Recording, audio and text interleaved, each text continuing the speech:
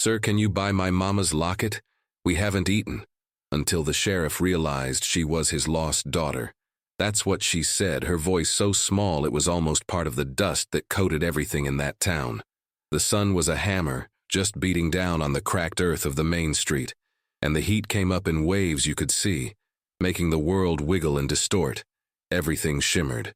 The saloon sign, the horse trough, the face of the little girl standing in the middle of it all like a lost sparrow. She couldn't have been more than 7, maybe 8 years old, but her eyes held a kind of ancient tiredness you see in old men who've worked the mines their whole lives. Her dress was just a rag, faded to the color of dirt, with a tear in the sleeve that she kept pulling at with her free hand. In her other hand, held out like a sacred offering, was the locket. It was small, silver, tarnished around the edges from being held by worried hands. It hung from a delicate chain that was probably once shiny, but was now dull, almost gray. She wasn't crying. That was the thing that got you. There were no tears, no sniffling, just a quiet, desperate stillness. Her face was smudged with grime, and her hair was a tangled mess of sun-bleached brown, but her gaze was direct. She'd picked her mark. Sheriff John Brody.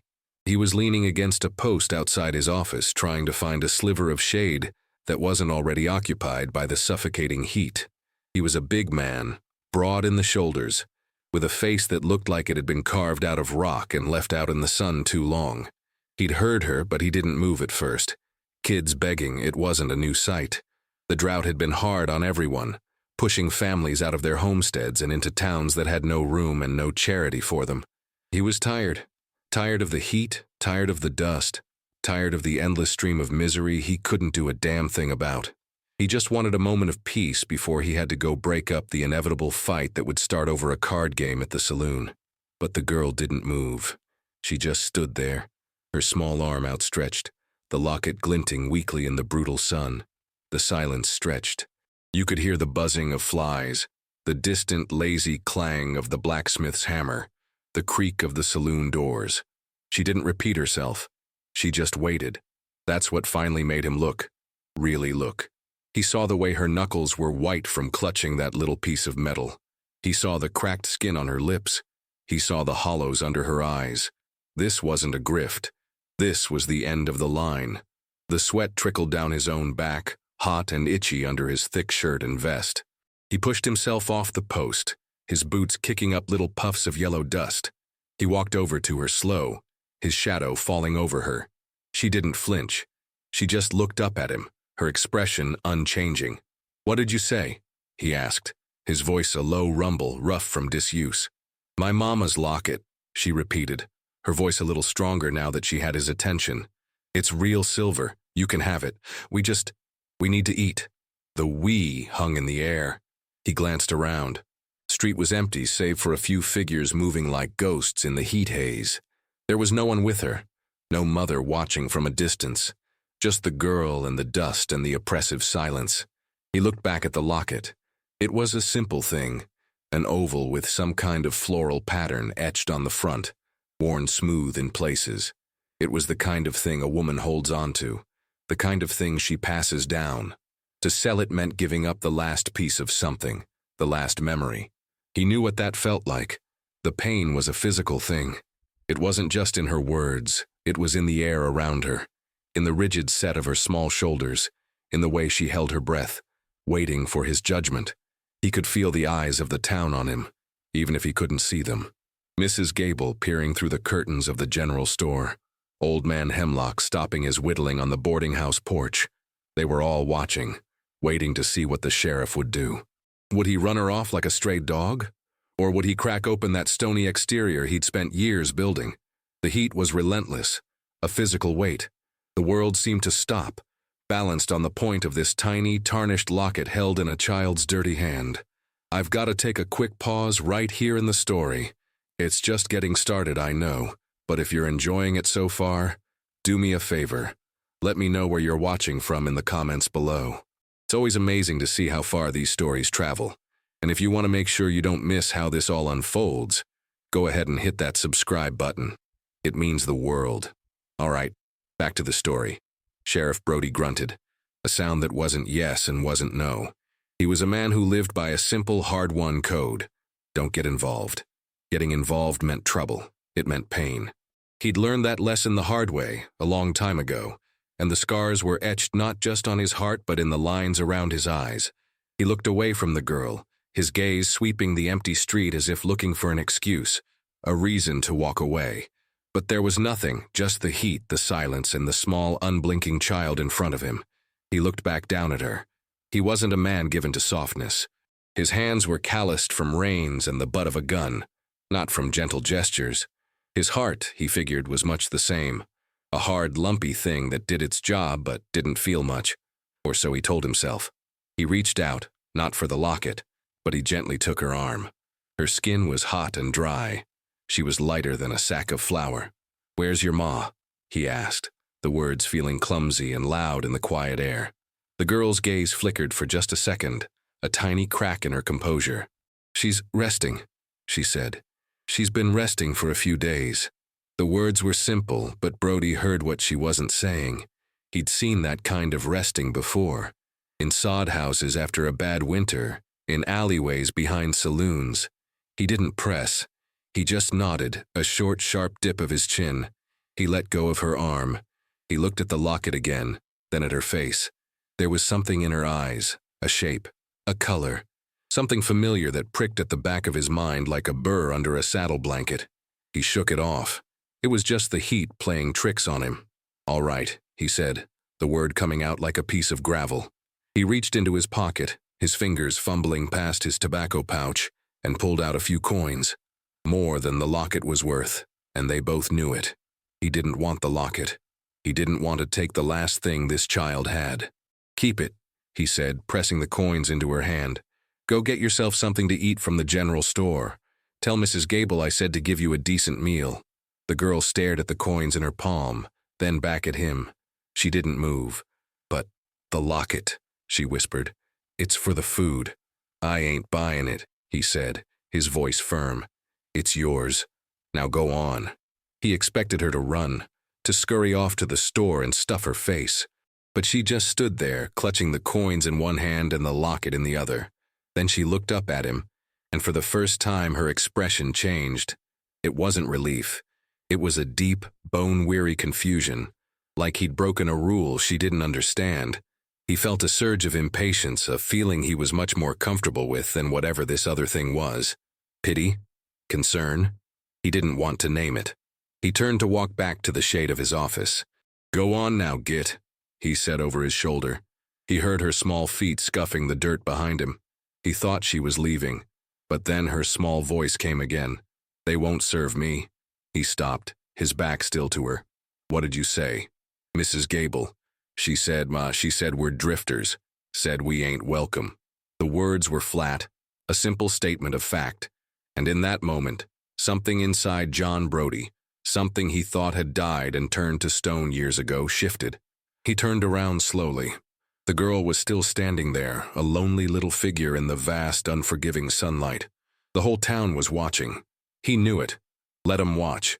He walked back to her, his steps deliberate now. He crouched down, wincing as his knee protested. He was finally on her level. He looked her right in the eye. "What's your name, kid?" he asked, his voice softer than he intended. She hesitated, her eyes darting nervously. "They call me Dusty," she said. It wasn't a name. It was a label, a description of her life. He nodded. "Well, Dusty," he said, making a decision he knew he was going to regret. "Looks like you're eating with me." He stood up and held out his hand, a big, rough, sun-browned hand. After a long moment, a small, grimy one slipped into his. It was a strange and foreign feeling, an unspoken connection forged not out of kindness, but out of a shared, stubborn refusal to be broken by the world. He led her not to the saloon or the eatery, but to the small, sparse clapboard house that stood behind the jail, connected by a covered walkway. This was his space, his sanctuary from the town and its troubles. No one came here. He made sure of it. The inside was as stark as the man who lived in it. A simple iron bed frame with a thin mattress and a wool blanket folded neatly at its foot. A wooden table with 2 chairs. A cold, pot-bellied stove. A shelf with a few tins of beans. a bag of flour, and a sack of coffee. The air was thick with the smell of stale coffee, old wood, and loneliness. The girl, Dusty, stood just inside the doorway, her small hand having slipped from his, looking around with wide, wary eyes. She looked at the clean-swept floor, the lack of clutter, the sheer emptiness of the place. It was a room that held no memories, no warmth, just a place for a man to lay his head at night. Brody didn't say anything. He went over to the dry sink, pumped some water from the cistern into a basin. He splashed some on his own face, the coolness a blessed relief, and wiped it on a rough towel hanging from a nail. Then he nodded toward the basin. "Wash up," he said. It wasn't a suggestion. The girl moved cautiously as if expecting the floorboards to cry out. She dipped her hands into the water, scrubbing at the layers of grime. He watched her from the corner of his eye as he moved to the stove. He wasn't a cook, but he could open a can of beans and heat them up. He worked with an economy of motion, the scrape of the can opener, the clank of the tin pot on the stove, the strike of a match. These were the only sounds in the room. The girl finished washing her face and hands. The water in the basin was murky brown. She looked better, younger. Under the dirt, her face was thin, all sharp angles and big, dark eyes. He set a plate of hot beans and a piece of dry bread on the table. He gestured for her to sit. She slid into the chair, her eyes fixed on the food like it was a mirage. She didn't touch it. She just stared. Brody sat across from her, his own plate untouched. "Go on," he said. "Eat." She picked up the spoon with a hand that trembled slightly. She took a bite, then another. She ate with a quiet, desperate intensity. Not fast, but with a focus that shut out the rest of the world. He just watched her. He wasn't hungry. Seeing her eat was enough. When she was done, she'd cleaned the plate using the bread to wipe up every last bit of bean juice. She set the spoon down carefully, as if it were fragile. A bit of color had returned to her cheeks. For the first time, she looked like a child, and not some weary old soul. He saw a small, half-healed cut on the back of her hand, red and angry-looking. He got up without a word, went to a small wooden box on his shelf, and came back with a tin of salve and a strip of clean cloth. He sat back down and reached for her hand. She flinched, pulling it back. "Hold still," he said, his voice low and steady. He wasn't asking. He gently took her hand again. His large, rough fingers were surprisingly steady as he dabbed the strong-smelling salve onto the cut. She winced but didn't pull away this time. He wrapped the cloth around it, tying a neat, practical knot. The whole action was done in silence. It was a simple, necessary gesture, a ritual of care without a single word of comfort. But in that small, silent act, something shifted. A tiny seed of trust was being planted in the barren soil of his quiet house. He had fed her. He had tended her wound. These were practical, blunt things, the language he understood. He hadn't offered pity. He'd offered stewed beans and antiseptic salve. And for a girl like her, who had likely never known anything but the sharp end of the world, that was more than enough. It was everything. They sat in the quiet for a long time after that. The sun started to dip lower, painting the single dusty window of his small home in shades of orange and red. The heat of the day was finally breaking. The girl, Dusty, sat at his table, her hands folded over the clean bandage he'd tied. The food in her belly seemed to have settled her, made her solid. She wasn't just a ghost of hunger anymore. Brody leaned back in his chair, the wood creaking under his weight. He didn't push her to talk. He figured if she had something to say, she'd say it. If not, the silence was fine by him. He was a man accustomed to silence, but the questions were there, hanging in the dusty air between them. The locket, the mother who was resting, the name Dusty. "My mama's name was Eleanor," the girl said, her voice soft. It startled him. He'd almost forgotten she could speak. He'd just looked at her, waiting. "She was a singer," the girl went on, her eyes distant, looking at a memory only she could see. "Not in saloons, in churches and at town gatherings. She had a voice like a bird. Everyone said so." She paused, her small fingers tracing the floral pattern on the locket she still clutched in her other hand. "We had a small farm, east of here. It was green. We had chickens. Mama loved the chickens." She spoke in short, simple sentences, recounting facts. There was no self-pity in her voice. It was just the story. Then the rain stopped coming. The creek dried up. The chickens, they got sick. The garden turned to dust. She looked at her hands. Everything turned to dust. Brody didn't say a thing. He just listened. He knew that story. He'd heard 100 versions of it in the last year. It was the story of the land, the story of their lives. Papa went to find work on the railroad, she continued. He said he'd send for us, he never did. A familiar chapter. Mama waited. We ate the last of the flour, the last of the salted pork. Then we ate the last chicken. Then there was nothing. So we started walking. Mama said we had to find a town with a kind heart. Her mouth twisted a little at that, a flash of adult cynicism in a child's face. We didn't find one. Brody felt a familiar ache in his own chest. An old wound, covered in scar tissue but still tender if you pushed on it. He found himself looking at a small framed photograph on his shelf, the only personal item in the whole room. A woman with kind eyes and a smile that could gentle a wild horse. Next to her, a younger John Brody, his face unlined, his eyes full of a light that had long since been extinguished. Lost someone too, he heard himself say. The words were out before he could stop them. It was more than he'd said about his past to anyone in 5 years. The girl looked at him, her gaze sharp and intelligent. She understood. She knew he wasn't just talking about a person. He was talking about a life, a whole world that had burned down and left nothing but ash. Mama got the cough a few weeks back, the girl said, her voice dropping to a near whisper. She kept walking, but she got slower. We made it to the edge of this town 3 days ago. Found an old abandoned shed. She laid down to rest. She said she was just tired, but her skin was so hot. And then she got cold. She stopped. She didn't need to say the rest. He understood. The finality of it. The silence after the last breath. The aloneness. He finally reached across the table and gestured to the locket. "Let me see it," he said softly. She hesitated for a moment, then handed it to him. It was warm from her hand. He held the small, tarnished piece of silver in his big, calloused palm. It felt impossibly fragile. He ran his thumb over the worn engraving. With a bit of pressure from his thumbnail, he clicked it open. Inside, on one side, was a tiny faded photograph of a woman. She was beautiful, with dark hair and a sad, gentle smile. He didn't recognize her. That must be Eleanor. On the other side was another picture. A man, younger, clean-shaven with a lawman's badge pinned to his vest. A man with his eyes, a younger version of himself. He stared at it. The world tilted. The air in the room got thick, hard to breathe. It was a picture of him and his wife, Sarah, from their wedding day. He'd given her that locket, but that was impossible. Sarah was gone. She died. Years ago. Fever. The locket had been buried with her. He looked from the picture to the girl.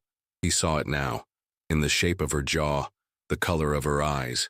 It wasn't just a flicker of familiarity. It was a mirror, a ghost from a life he thought was long buried.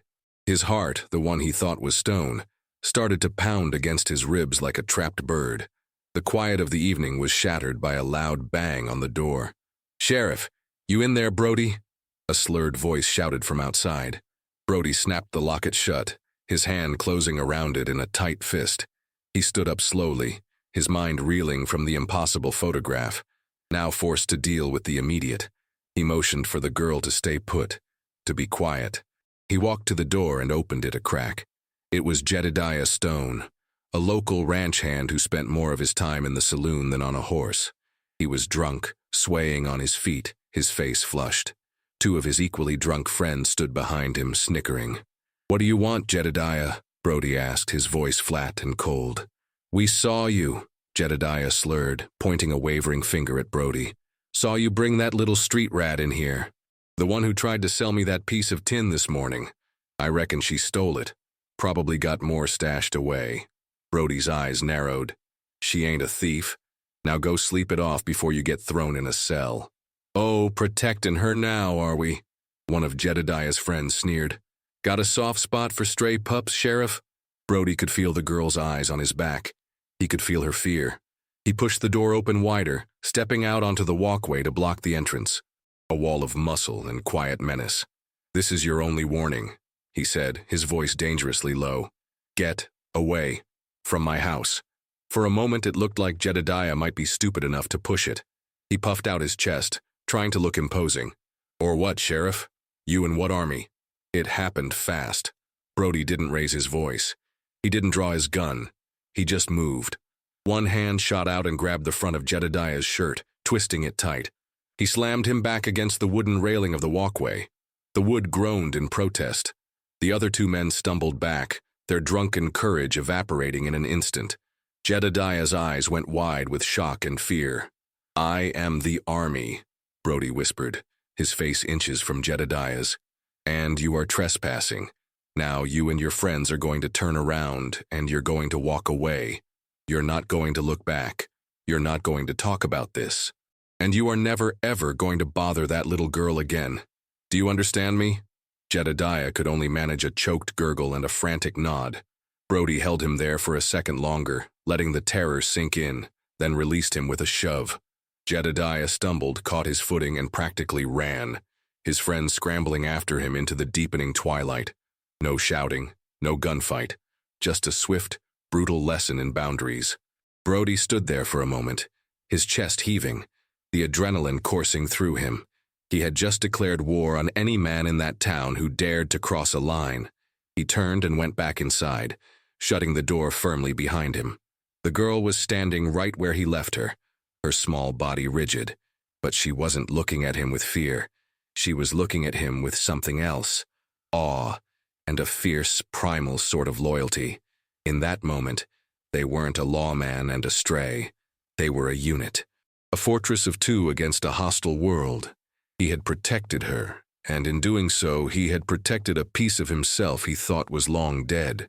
He flexed his hand, the locket still clenched tight inside it, its sharp edges digging into his palm.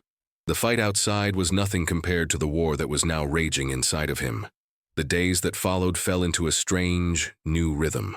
A silent agreement passed between them, a routine built on shared tasks and quiet companionship. There were no long talks, no emotional declarations. Their bond was not forged in words, but in the heavy, solid language of action. He'd wake before dawn, the habit of a lifetime, and start the coffee. The smell would drift into the small back room of the jailhouse he'd cleared out for her, a makeshift bedroom that was more secure than his own house. She would emerge, silent as a shadow, and they would eat breakfast together, oatmeal or dry bread, whatever was on hand. He started buying more food at the general store. Mrs. Gable would purse her lips, her eyes full of questions he refused to answer, but she took his money all the same.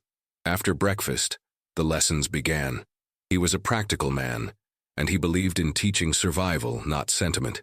He showed her how to properly clean his pistol, his big, rough hands guiding her small ones, showing her how to handle the heavy steel with respect and care. "A tool," he'd say, his voice a low rumble. "Nothing more. But you gotta know how to use every tool you got." He taught her how to track, pointing out the bent grass of a deer's passage, the scuff of a coyote's paw in the dust. They'd walk the dry creek bed behind his house for hours, him pointing, her watching, her gaze sharp and focused. She was a quick study. She learned to read the land like it was a book. She, in turn, brought a semblance of life to his stark existence. He came home one afternoon from patrolling the town, to find she had taken the worn bristles of his spare broom and tied them together to sweep the floor of his house until it was spotless. She'd found a rag and wiped the dust from the windowsill and the single photograph on his shelf. He stood in the doorway and just looked at the clean space, a strange tightness in his chest. He just grunted a "humph" and walked in, but she saw the look in his eyes. It was enough. One day, he was mending a split rail in the small corral behind the jail. The wood was old and stubborn, and a long, jagged splinter drove deep into the palm of his hand. He swore under his breath, trying to pull it out with his teeth, failing. The girl, who had been watching from the steps, came over. She didn't say a word. She just went into the house and came back with his tweezers and the tin of salve. She gestured for his hand. He hesitated. It felt strange, letting this little wisp of a thing tend to him, but he held out his hand. Her touch was surprisingly steady. She worked at the splinter with a surgeon's focus, her brow furrowed in concentration. When she finally pulled the long wooden shard free, he let out a breath he didn't realize he'd been holding. She cleaned the wound and applied the salve, her movements a mirror of what he had done for her days before. When she was done, she looked up at him. "It'll be sore," she said. It was the most she'd said to him all day. "I reckon," he answered, his voice thick. They were like two wild creatures learning to trust each other, a gruff old bear and a wary wolf cub. He was the stone, the unmoving rock of the landscape. She was the fire, a small, stubborn flame that had found a place to burn, pushing back the cold. Their protection of each other became an unspoken law. He was walking her back from the creek one evening when a rattlesnake, startled by their approach, coiled in the path, its tail a dry, deadly buzz. Before he could even draw his gun, the girl had snatched up a rock and thrown it with a powerful, accurate arm, striking the ground just beside the snake. The serpent, startled, uncoiled and slithered away into the brush. He looked at her, shocked. She just shrugged, her small face grim. "Mama taught me," she said. "Gotta be quicker than the bite." He didn't say anything, but he put a hand on her shoulder as they walked the rest of the way home. It was a gesture of respect, an acknowledgement. He was strong, yes, but she was a survivor.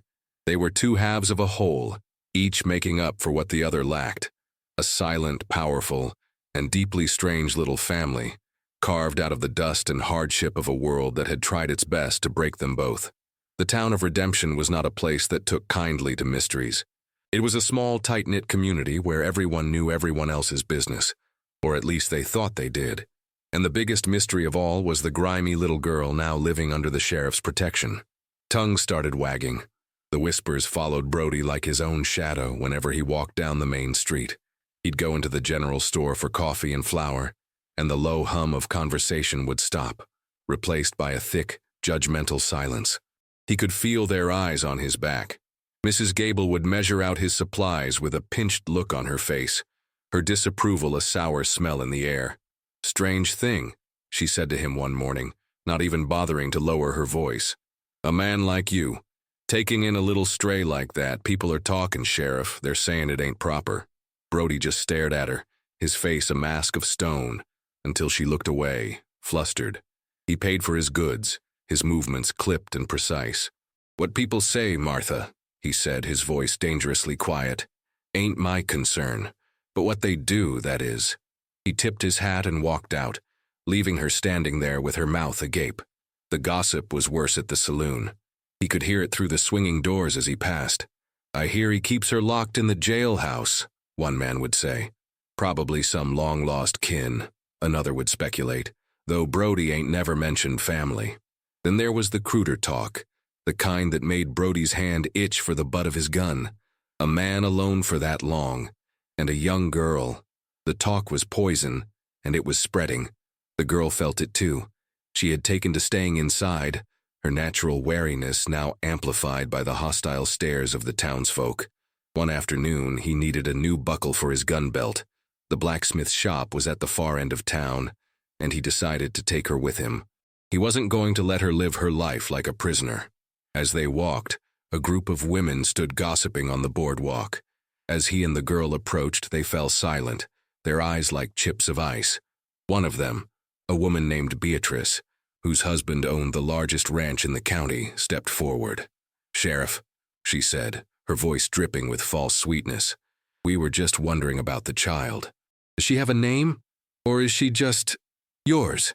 The insult was clear, wrapped in a lace handkerchief. The girl flinched, her small hand tightening its grip on his. Brody stopped. He didn't look at Beatrice. He looked down at the girl. Then he did something he hadn't done before. He put his arm around her shoulders, pulling her in close to his side. It was a public, defiant act of possession, of protection. He looked up, his gaze sweeping over the women, lingering on Beatrice until she squirmed. "Her name," he said, his voice clear and hard as iron, "is not your concern. And yes, she is mine." He didn't wait for a response. He just turned and continued walking toward the blacksmith's, the girl tucked safely under his arm. He had drawn a line in the dust of that street. On one side was him and the girl, on the other, the rest of the world, and he was daring any of them to try and cross it. The breaking point came, as it often does, on a Sunday. The one day the town of Redemption put on its best clothes and pretended to be civilized. Brody and the girl were coming out of the general store with a sack of potatoes and a small bag of peppermint sticks he'd bought for her. The street was more crowded than usual, with families heading home from church services. As they stepped off the boardwalk, a man stumbled out of the saloon, blocking their path. It was Silas Kane, a bitter, angry man who'd lost his farm a year ago and blamed the whole world for it, especially the law. He'd been nursing a bottle and his grievances all morning. "Well, look what we have here," Kane sneered, his eyes bloodshot and mean. "If it ain't the high and mighty sheriff and his little charity case." Brody tried to steer the girl around him. "Get out of the way, Silas." But Kane was spoiling for a fight. He stepped in front of them again. "I heard you told Beatrice she was yours," he spat, mimicking Brody's deep voice. "What's that mean, Sheriff? You find her in a ditch, and now you own her?" The people on the street stopped. A circle began to form. This was better than a church sermon. This was real-life drama. The girl pressed herself against Brody's leg, her small body trembling. Brody's face was impassive, but a muscle jumped in his jaw. "Go home, Silas. You're drunk." "I'll go home when I'm good and ready," Kane shouted, his voice cracking. He was playing to the crowd now. "You think you're better than us, Brody? Hiding away in your house with this street trash?" And then he made his mistake. He reached out, his hand a blur, and tried to grab the girl's arm. "Come here, you little thief. Let's see what you got in your pockets." Brody moved. It wasn't a thought. It was an instinct. A pure, primal reaction. He dropped the sack of potatoes, shoved the girl behind him with one hand, and with the other he struck. It wasn't a punch. It was a single, open-palmed blow to Kane's chest. A shove with the force of a battering ram. The sound of it was a dull thud that echoed in the sudden silence of the street. Kane flew backward, his feet leaving the ground, and crashed into a horse trough with a tremendous splash. He came up sputtering, soaked and stunned, the fight knocked completely out of him. Brody stood over him, breathing heavily, his hands clenched into fists at his sides. He hadn't drawn his weapon. He hadn't needed to.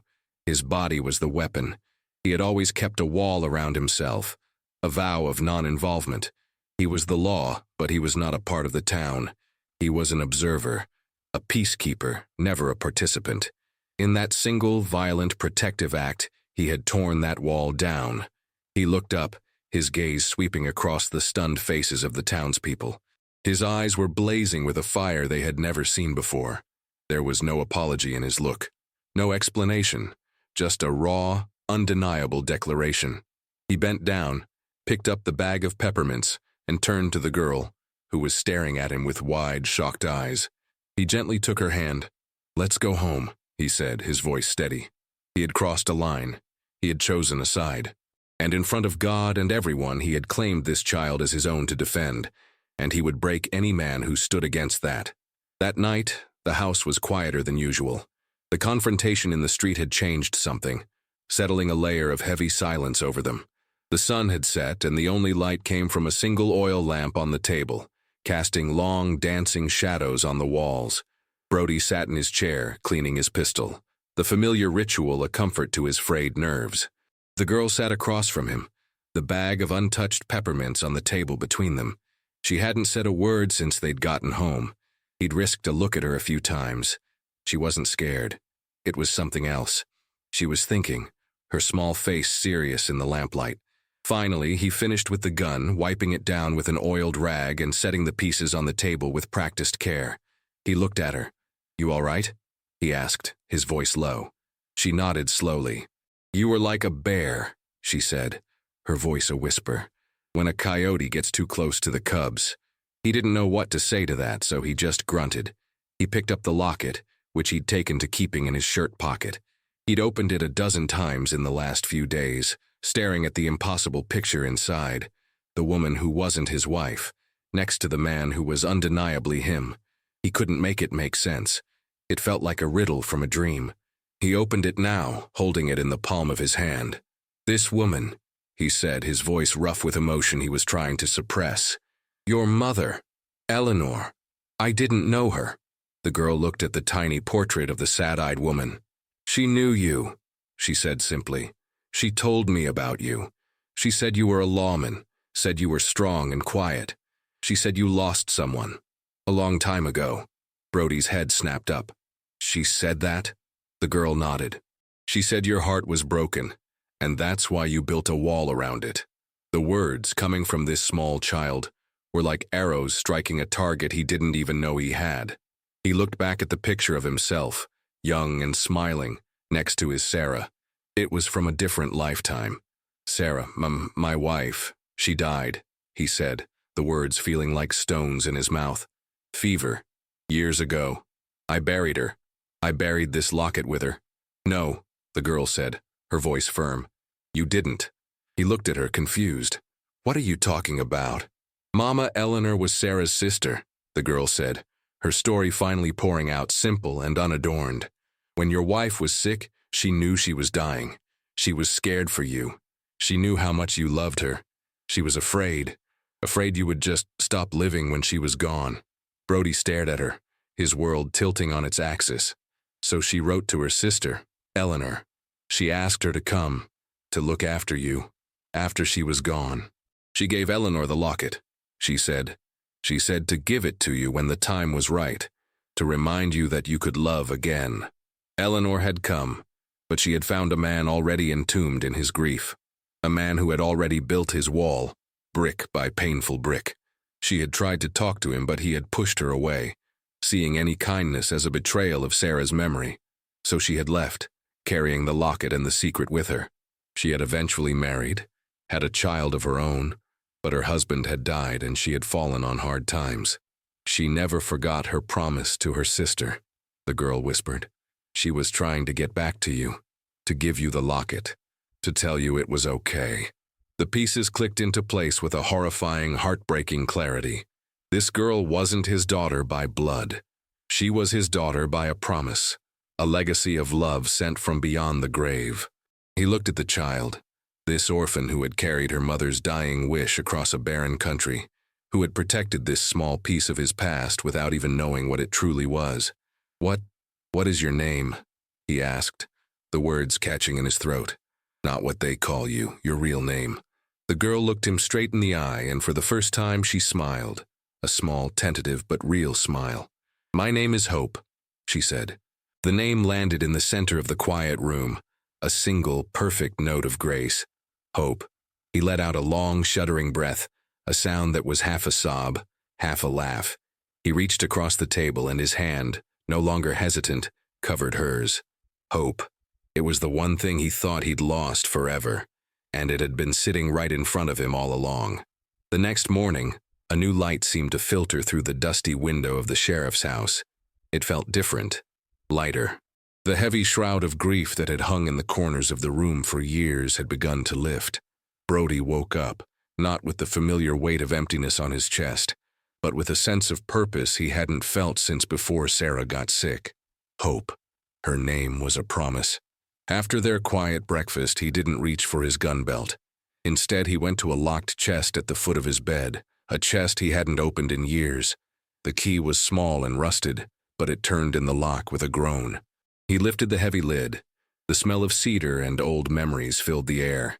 Inside were Sarah's things, a pressed flower from their wedding day, a book of poetry, and at the very bottom, a small, cloth-wrapped packet. He took it out and brought it to the table. Hope, the girl whose name was a prayer, watched him, her eyes full of curiosity. He unwrapped the cloth. Inside were seeds, wildflower seeds. Sarah, he said, his voice thick. She loved wildflowers. She always said they were tougher than they looked, that they could grow anywhere, even in the rockiest soil. He looked at Hope, at her small, determined face that had seen so much hardship. She said they were like hope.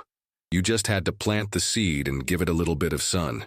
He stood up and motioned for her to follow. He led her out behind the house, past the empty corral, to a small, forgotten patch of earth next to a single, unmarked wooden cross he'd placed years ago. The ground was hard and cracked, choked with weeds.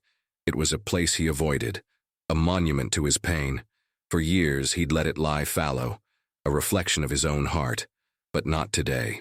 He went to the shed and came back with a shovel and a small hand spade. He handed the spade to Hope. He didn't say a word. He just drove the shovel into the hard-packed earth. The sound of the steel hitting the dry ground was a declaration, a beginning.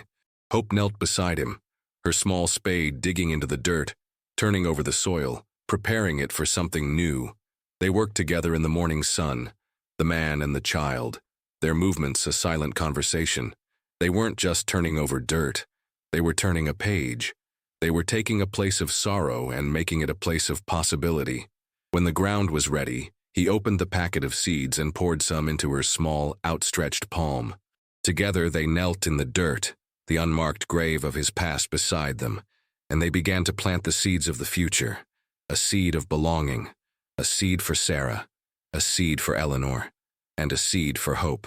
He knew it wouldn't be easy. The town would still whisper.